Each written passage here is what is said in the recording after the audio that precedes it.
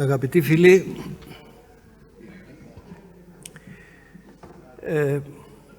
ναι, παρακαλώ είτε να μείνετε στην αίθουσα είτε να αποχωρήσετε. Αγαπητοί φίλοι, είμαστε στο τελευταίο session, το οποίο όμως έχει τη ιδιότητα, το χαρακτηριστικό, ό,τι ακούσαμε αυτές τις 2 μέρες να καταλήγουν σε αυτό το θέμα. Ένα θέμα το οποίο αφορά το ανθρώπινο είδος, την ύπαρξή του και ένα θέμα στο οποίο η ανθρωπότητα έχει αρχίσει να κάνει προσπάθειες, αλλά το συμπέρασμα όλων μας είναι ότι δεν είναι αρκετές.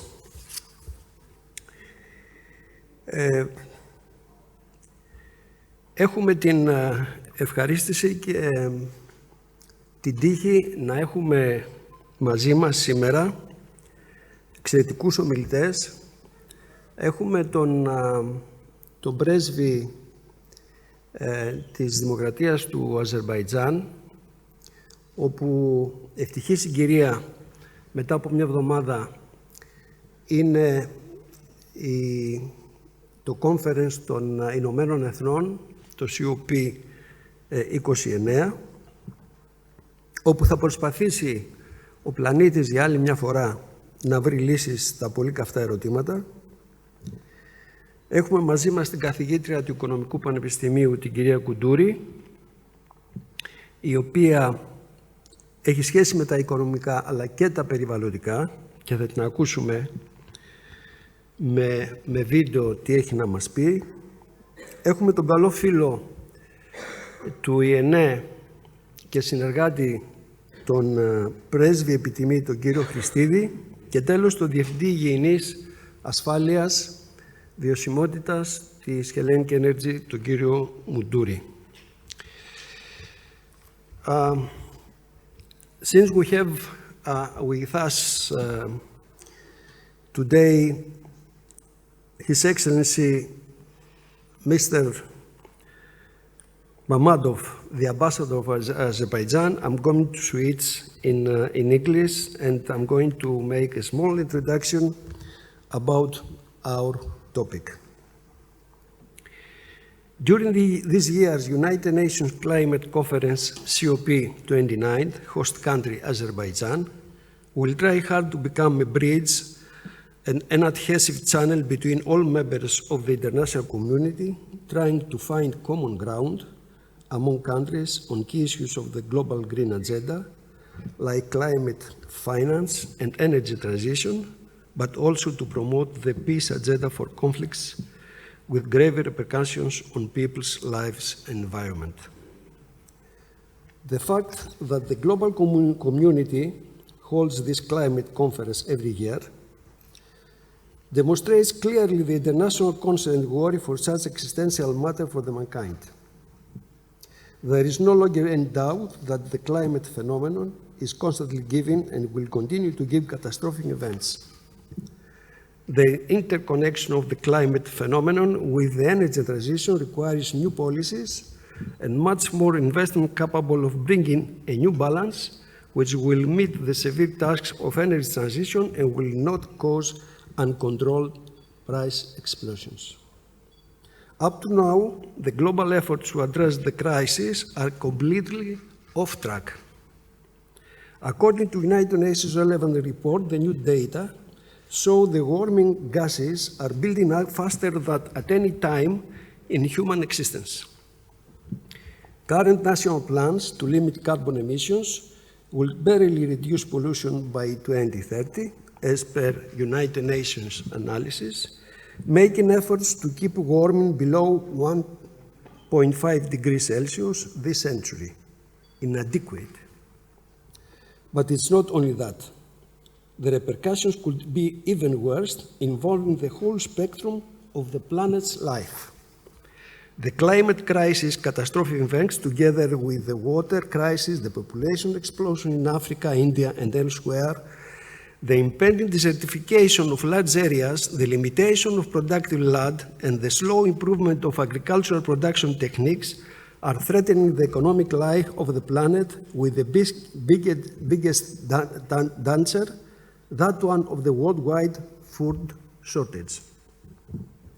Indeed, in the wider scientific community, there is a common discussion, not to say a common belief, that the world will soon be faced with a sort of severe food crisis. Current national plans are light years away from what is needed to stop global warming. Unless something changes, it will cripple every economy and destroy many, many lives and livelihoods in every country, in total millions. These are the words of Simon Steele, the United Nations Executive Secretary for Climate Change. Is really the situation so grave, or it is a kind of exaggeration and overestimating for obvious reasons? But at this moment, if existing plans are factored in, the results show that emissions will likely fall by just 2.6% by 2030 compared to 2019. That is a huge distance from the 43% reduction scientists say will be needed by the end of this decade to keep the world on track for a zero carbon footprint by 2050. So compare 2.6% with the 43%. The global effort to tackle climate change needs a policy push. This refers mostly to developing nations, which will generate most of the demand for new electricity in the coming decades, but lack the fiscal space and access to long-term finance needed. So they will need massive financing from the rich countries to do that. Discussions of stepping up those efforts will be a major topic at the next United Nations Climate Conference in Baku this month. So let's have a look in our session what is going on. We'll try to answer the questions. Shall we be optimistic about the results of this conference? Having experienced not so good promising results at the previous ones. So, with these words, I would like to welcome our first speaker, His Excellency, the Ambassador of Azerbaijan, Mr. Mammadov. Mr. Ambassador, you have the floor. Are you going to come here? Yes. Okay, that's fine.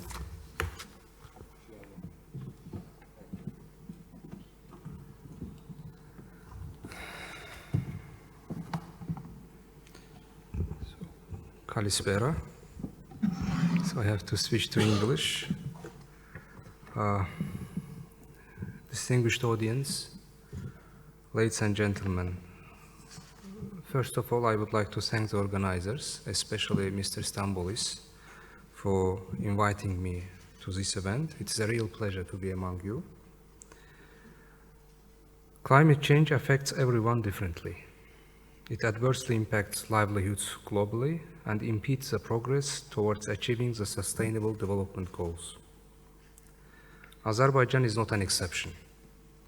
Each year, we see decreasing water levels in our rivers, while the Caspian Sea is shrinking. Azerbaijan also faces water scarcity. So our determination to support global climate action led us to bid for the COP29. We see the unanimous support extended to Azerbaijan as a sign of the international community's trust in our country, including in what we do on green energy transition. We are proud that the first COP in the South Caucasus and the wider region will take place in Azerbaijan. At the same time, we understand the great responsibility that comes with it. Because we do not only need to organize a good event, but also deliver good results. We believe that Azerbaijan's international connections, active involvement in different international organizations, will allow us to build bridges and strengthen solidarity between countries of different continents.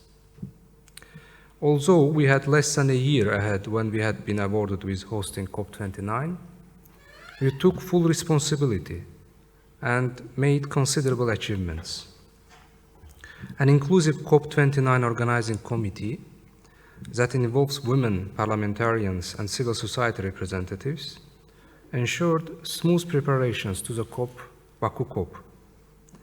I'm happy to state that Baku is fully ready to host the international community for the COP29 next week. By the way, 2 weeks ago, the number of people registered for the event was 32,000. However, we expect the final number to be much higher than this. Guided by the slogan in solidarity for a green world, the COP29 presidency has been engaging with all stakeholders in a constructive spirit and transparent manner, conducting numerous visits and listening to all to take their concerns into account. We have prioritized addressing the challenges posed by climate change to the small island developing states. Azerbaijan considers helping these states as a moral duty and supports them both financially and politically. To provide continuity of efforts, UAE, Azerbaijan, and Brazil, in their capacities as the presidencies of COP28, 29, and 30, respectively, have launched Climate Troika.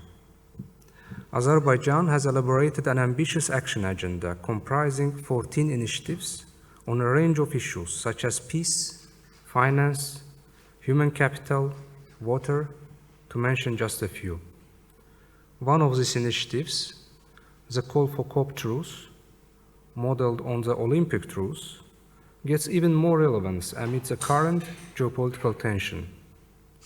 I'm glad to inform you that the COP29 truce appeal has already mobilized 127 countries and almost 1,100 non-state actors, to whom we express our gratitude for the support.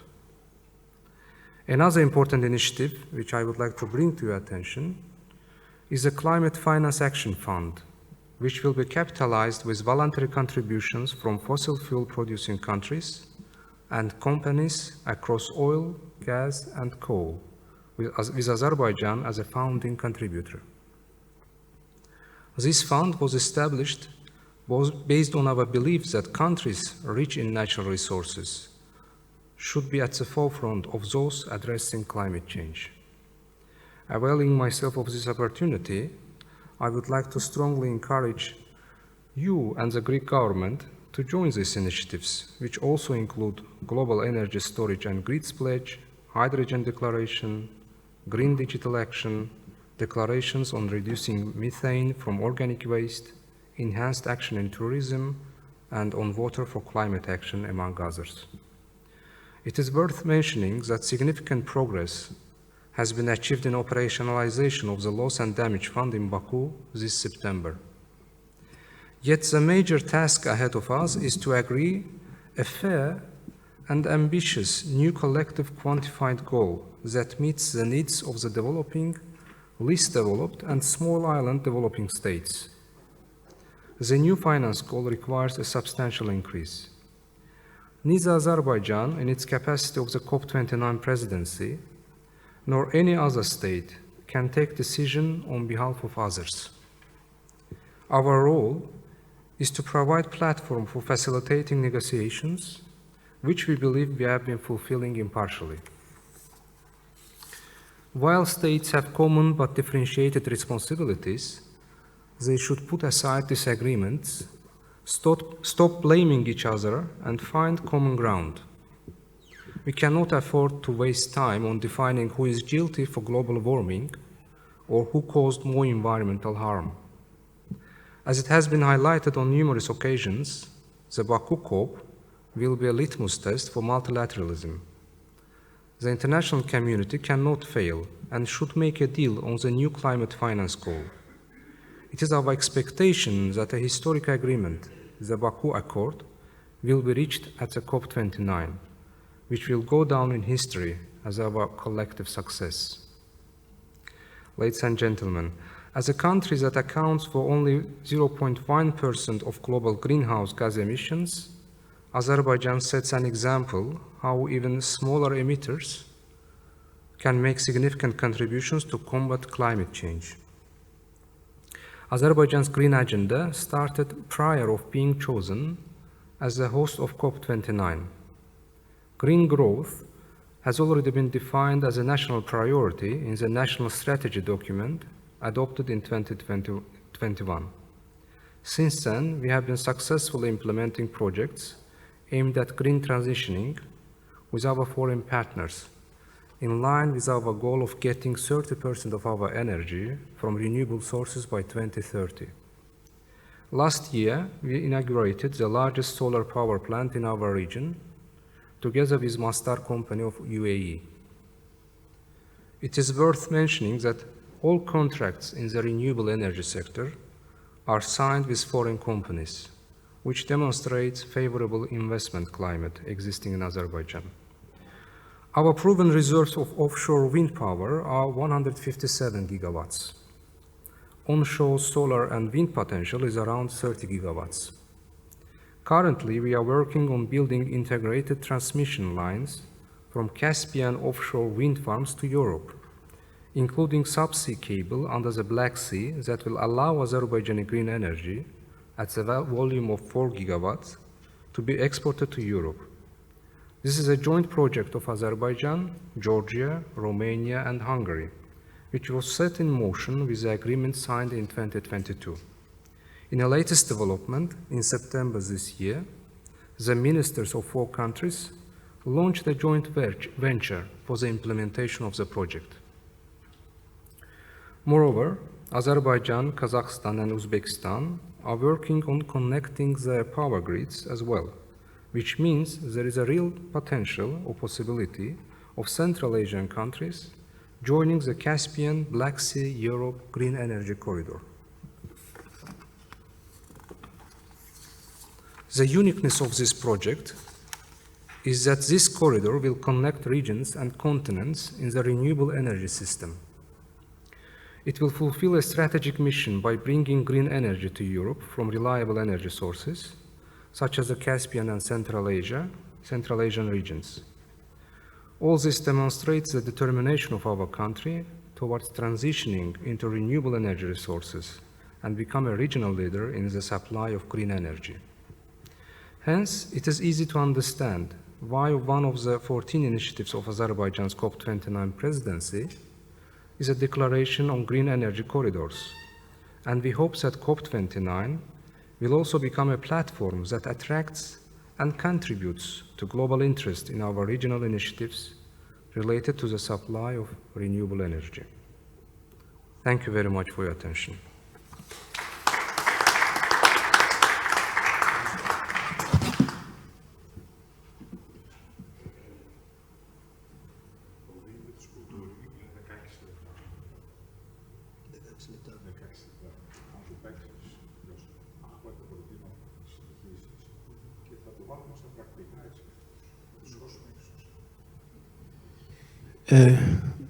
Λοιπόν, I would like to thank you, Mr. Ambassador. You have given to us a clear picture of the efforts and initiatives of Azeri government concerning not only the COP29, but also on the other parts and sections of energy transition. And you have given to us also what's going on and your initiatives in the Black Sea and Central Asia. And this is very good because it's a good information for us. Our next speaker is the video from Fifi Kuduri, We just agreed with Mrs. Taboulis, in order we don't have a lot of time, to include it in our what we're going to give to you. Yes, and so you are going to see, in any case, that in information that we are going to provide from ENA. And now I'm going to give the floor to your ambassador, Mr. Christidis.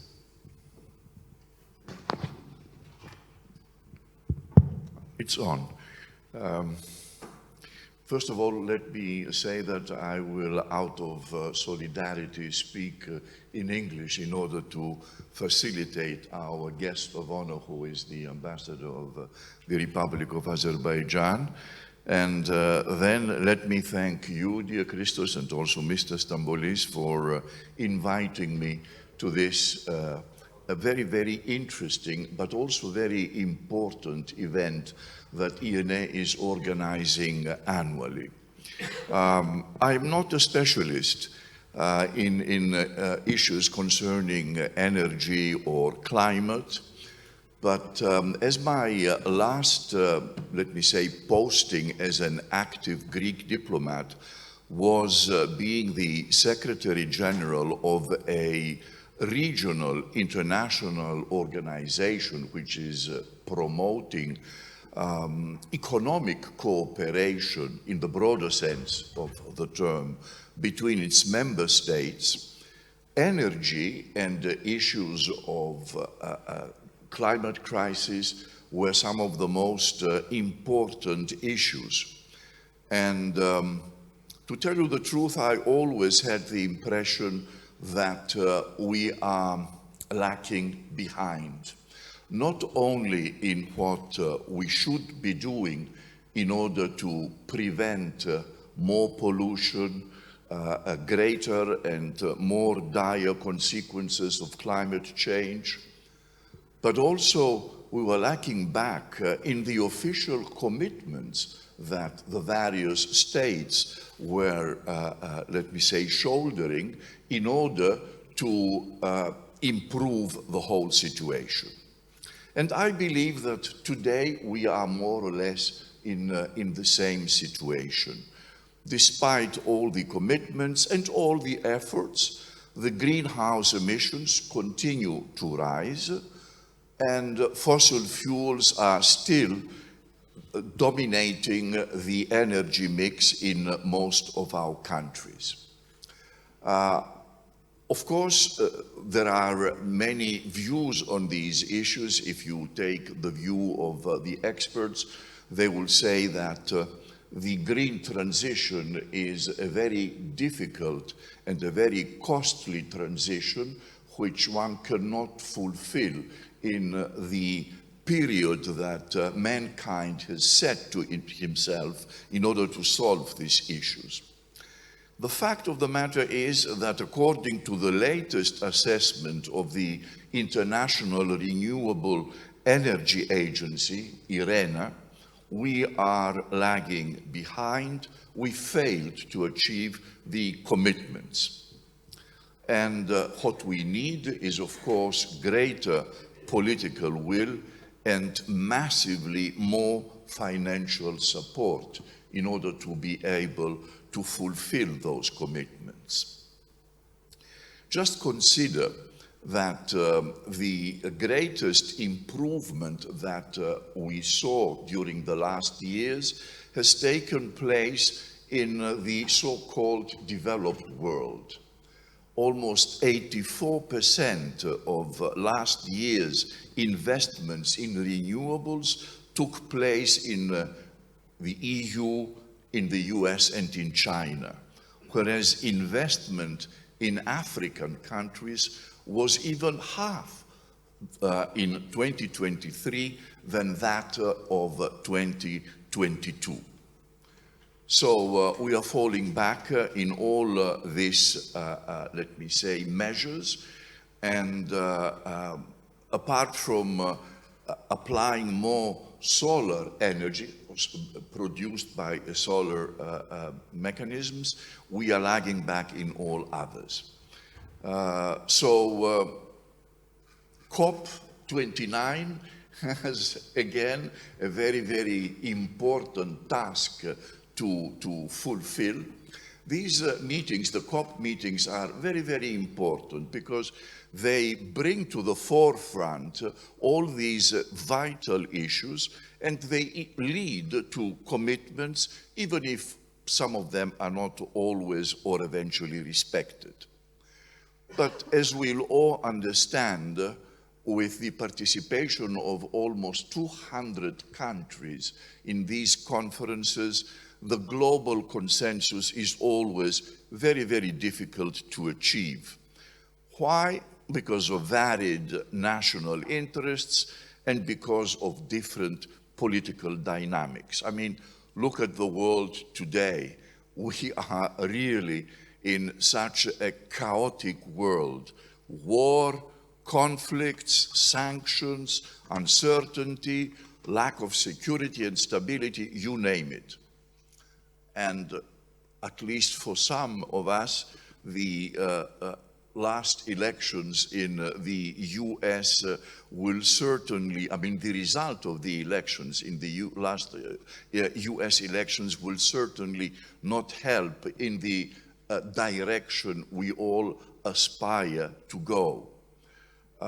We all know what President-elect Mr. Trump has said about climate crisis, about energy mix, and so on. I mean, we have to admit that his attitude towards green transition is at least tepid. So, concerning the climate, many fear that he even plans to pull the US out of the Paris Agreement. And again, he did so in the past. And this will have consequences because even if we don't like it, the US are responsible for the planet pollution more than 10%. So whatever the US new administration will be deciding on these issues will have an impact on the global efforts. As I said, COP meetings are never easy. They always provoke reactions, demonstrations, and other manifestations, especially from the so-called civic society. We have lived through this kind of manifestations in the past. And I'm sure that this might also be the case in Azerbaijan, as the Azerbaijan, from being the very welcome host of this important meeting, is also a country that is producing fossil fuels, oil and gas. And this is the second country in a row after the Emirates that does so. This has its impact on, let me say, the public opinion. So let us hope, we all keep our fingers crossed, Ambassador, that everything goes well during COP29, because we do expect commitments and very serious decisions to be taken there. Because we see also the tragic calamities happening in all the parts of our small globe. Let me just mention the last floods in Spain with so much human tragedy. So we have to act fast and we have to act in a comprehensive way. To tell you the truth, and I will be concluding with this, I am not particularly optimistic in what concerns our battle for mitigating the climate crisis. Also in the light of this last Oxfam report, which is called Multilateralism in an Era of Global Oligarchy. In this report, a very serious report, we see that 1% of the global population owns 95% of the wealth on this small globe. Can you imagine? 1% owns the wealth, the 95% of global wealth. What does that actually mean? It means that financial power is coming every year into less hands, or into less, if you want, offices of great multinationals. And this is not only financial power, because eventually financial power becomes political power. And these very few 1% is sliding towards forming a global oligarchy which is taking decisions. So they take decisions, they influence decisions, and they are able to, how can I say, pay for these decisions. So considering all these very sobering facts, I am not very, very optimistic that it will be soon rather than later when we will be finding solutions to all these issues. And this is where the meetings like this one are a reason for more, let me say, optimism, in the sense that we've seen, I've heard today, many activities of many entities and organizations which are trying to address these issues and find solutions who will be, let me say, positive for the general good. Okay, Mike. And with these sobering, let me say, remarks, I thank you very much for your attention. Thank you. Dear Ambassador, dear Michali, despite you are not a specialist, you gave to us a thorough description of what's going on in planet, and especially an explanation about the Trump phenomenon, about this 1% wealth in the planet. This is the explanation possibly for this phenomenon in the planet. So, our next speaker is Mr. Voudouris. Mr. Voudouris, you have the floor. You want to come to the podium or? No. Okay, no. that's fine. Thank you very much for the invitation, first of all, and for the very interesting event of ENE, and for the chance that we have to say a few words about the business perspective for the global discussion about climate change. Maybe it's the best timing for discussing this issue, following the thoughts about the elections in the USA. First of all, I think that businesses face significant challenges in this energy transition. And the biggest challenge for businesses on the road to sustainability, let's say, because it's a matter of sustainability, the climate change, is the transition from the ambitious goals and the strategies to practical and difficult implementation in an ever-changing global environment. Especially for the energy sector, compared to other productive sectors, these challenges are manifold, and companies are called upon to ensure energy adequacy and security of supply, while reducing at the same time the environmental footprint and of course maintaining low cost of energy and broad accessibility of energy for the so-called just transition. The long-term goal for all is the climate neutrality in 2050, but the businesses right now need to focus on the short and medium term by immediately assessing all the available technologies, their production potential, and of course, their competitive advantage. Recently, I think that more realistic scenarios seem to prevail regarding the ambitious targets set by the EU, first of all, as a leader in the climate change discussions for the green transition. And I'm referring mainly to the conclusions of the recent Council of Environment Ministers, where some countries, including Greece, expressed reservations about the proposal to reduce greenhouse gas emissions by 90% by 2040, and also the conclusions of the previous COP28, the climate summit held in Dubai, where I think that there are many discussions about the pace of the transition and the role of the liquid fuels and natural gas as the transition fuel for the climate neutrality. Hydrocarbons, I think, remain essential for the energy transition, and they can continue to be used thanks to emission capture technologies that we discussed in previous sessions, and also as transition fuels. Also, I think that energy transition concerns us all requires a long-term effort, a realistic and holistic approach, and a substantial understanding of strategic priorities on the part of all companies operating in the wider business and energy, especially sector.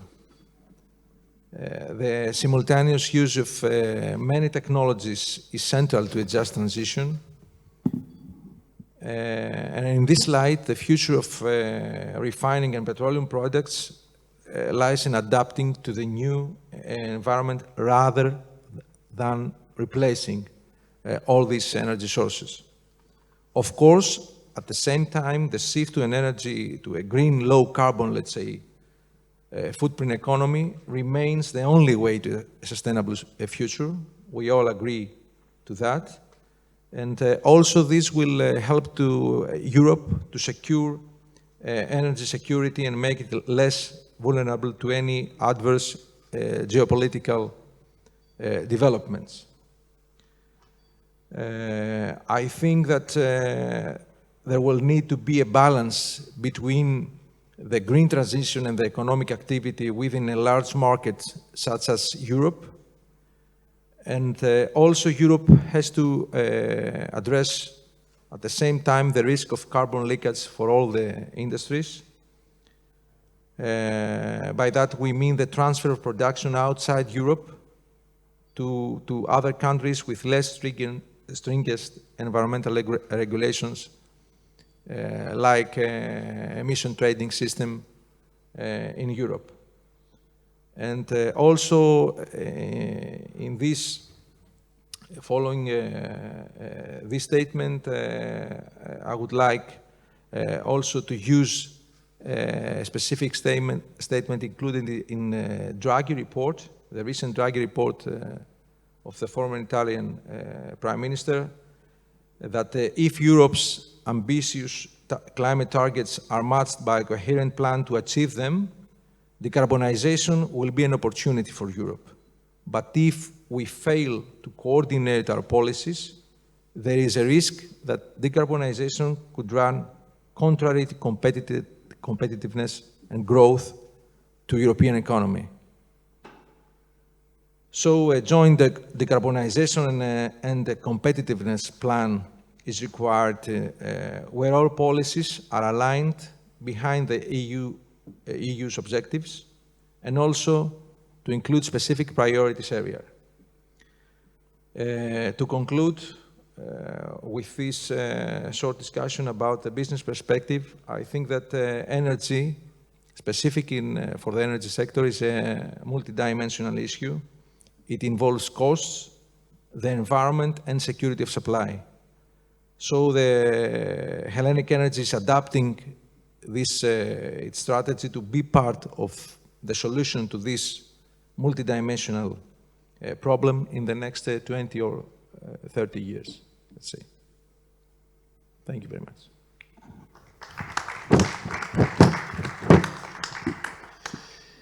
Mr. Mudir, we thank you very much. You described what are the strategic priorities in order to reach the task of climate change. And you gave us a picture of what's going on in Europe, which is the leader of this effort, with a lot of disadvantages, of course, for the society, for the European society, and not only that. So, we don't have enough time. Okay, I'm going to say something, and I just want your comments on it. What I see there are two groups, two ways of thinking around the globe. One says that let's go, let's speed up to reach and to succeed with the task of climate change. Otherwise, we are going to be lost. And the other group says something that is very interesting. Okay, let's speed up, but be careful. There is a risk to lose the societies because we are going to lower the living standards, and then we are going to have the reaction from the societies. And I'm talking about the societies of the developing countries. And the second one is that if there is such money, the developing countries to help Africa, to help the other countries that they don't have the finance, they don't have the tools to follow this energy transition. So, Mr. Ambassador, you have the floor. Well, thank you very much for this question. It's a thought-provoking question, actually. And a question which definitely has no yes or no answer. I would say that personally, if you ask me, personally, I support the gradual transition, and I believe that this is the most efficient way of going forward. Because I believe that, okay, we set the targets for green transitioning, but it takes time. It really takes time. I believe that we still need fossil fuel for another, maybe for 30 years. And maybe after that, we can talk about the, let's say, getting zero emission, getting a full, let's say, green economy, etc., etc. But for these 30 years, at least 30 years, I think we would need fossil fuels. And when it comes to fossil fuel, I mean, I think one of my colleagues here mentioned, has already mentioned it, the natural gas is the best, let's say, transitioning fossil fuel. So the one which has a less footprint on the environment. So I think that in 30 years, we will need fossil fuel. And we have to focus on, of course, let's say, on natural gas as the one with the less impact on the environment. And you mentioned about the climate finance. I think this is the most critical issue. Really, the least developed countries, the developing countries, they need this money in order to support the green agenda. And 15 years ago, countries agreed on 100 billion USD or euros per year for these purposes. And were countries able to achieve this figure? Only in 2023, OECD reported that, yes, the developed countries reached the target of 100 billion USD. But before that, they didn't, let's say, reach this target. So we need time. If you have not visited Baku, I strongly recommend with the first opportunity, to go there. Baku is a very beautiful capital with excellent food. Okay, so Michalis, your comment. I don't have actually very much to add to what has been said. Only 2 words. Yes. Well, I believe that the developed, so-called developed world has a much greater role to play because it has been contaminating, let's say, our globe much more than any other. So they not only have to put their own house in order, but also to assist and finance this transition in the poorer countries that we have mentioned before. For me, this is very important. China, for instance, to name one, has to pay a much greater, let me say, amount for helping the developing world address these issues. Thank you. And a brief comment from my side.